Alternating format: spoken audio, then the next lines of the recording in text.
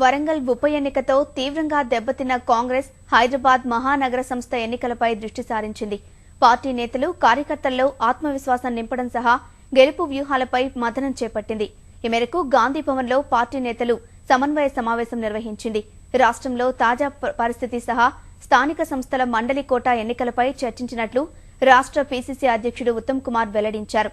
అంతకుముందు తొలి రాష్ట్రపతి బాబు రాజేంద్ర ప్రసాద్ జయంతిని పురస్కరించుకుని ఆయన చిత్రపటానికి పూలమాల వేశారు.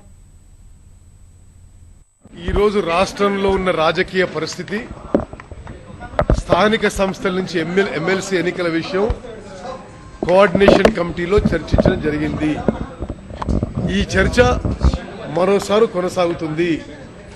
ఇమ్మీడియట్ గా మళ్లీ జిల్లా కాంగ్రెస్ పార్టీల యొక్క అభిప్రాయం, జిల్లా సీనియర్ నాయకుల అభిప్రాయం తీసుకోవాలని నిర్ణయం చేయడం జరిగింది. ఎమ్మెల్సీ ఎన్నికల విషయంలో ఈరోజు తుది నిర్ణయం ఏదీ చేయలేదు. రెండో విషయం, అది తప్పితే ఇంకా ఏమీ సబ్జెక్ట్ ఈరోజు మీటింగ్లో డిస్కస్ చేయలేదు.